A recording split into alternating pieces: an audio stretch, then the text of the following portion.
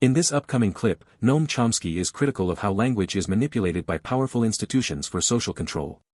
He argues that powerful elites and institutions like governments and corporations use specific techniques to frame issues, control narratives, and ultimately shape public opinion in ways that benefit their agendas.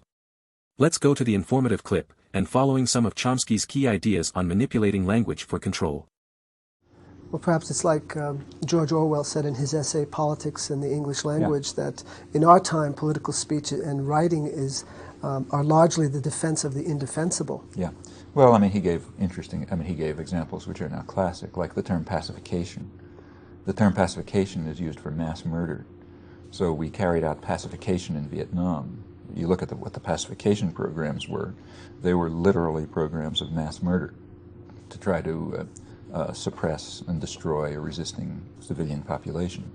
And now Orwell wrote long before Vietnam, but he already noted that pacification is being used that way. And by now it's an industry. I mean, Orwell had pointed out early examples of this kind of usage. I mean, a standard example is defense. In 1947, in the United States, we used to have something called the War Department. In fact, up until 1947, we had a War Department. Since 1947, we haven't had a War Department. We've had a Defense Department.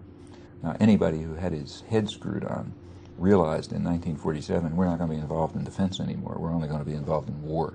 And that's why the War Department has to be renamed the Defense Department, because defense means aggression.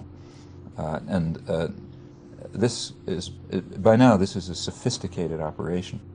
Every term you think of, take say the term conservative. Conservative is supposed to be a good thing, and this is supposed to be a conservative administration.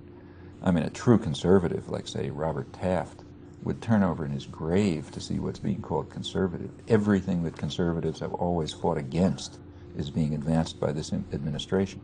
I mean, this administration is in favor of extending the power of the state, increasing the intervention of the state in the economy.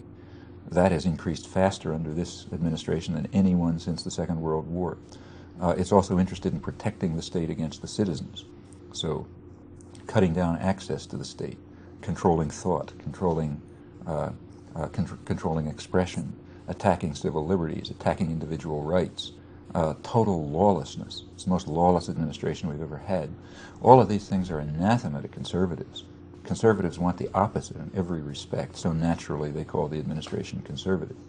And if you like it, you're supposed to be conservative. And these are all ways of undermining the possibility of independent thought by even eliminating the tools that you can use to engage in it.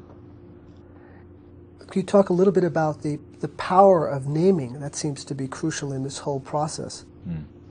Well, these are all examples of it. I mean, language is, after all, a tool for thought.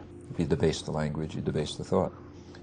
I don't want to exaggerate this element of it, but it is one element, and one that's certainly consciously manipulated in order to introduce confusion and lack of perception. Chomsky's seminal work, Manufacturing Consent, The Political Economy of the Mass Media, explores how powerful actors use the media to manufacture public consent for their actions. This is achieved through techniques like filtering information, framing issues in a particular light, and using euphemisms to downplay negative aspects of their actions.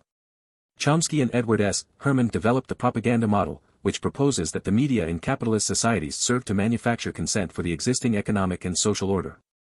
The model outlines 5 filters that news and information must pass through before reaching the public, effectively limiting the range of perspectives presented. Powerful actors often use weasel words and euphemisms to obscure the true meaning of their actions. For example, collateral damage is used to describe civilian casualties in war, and enhanced interrogation techniques is a euphemism for torture. Chomsky argues that framing, or how information is presented, is crucial in shaping public perception. By emphasizing certain aspects of an issue and downplaying others, powerful actors can influence how people understand and react to an event. Well, I hope you liked the video and subscribe to the channel. If you wish, you can join the channel as a member, that would be greatly appreciated. Also, if you would check out and subscribe to my other channel, Progressive Movement, the link is on the homepage and in the comment section. Now, take care and bye-bye.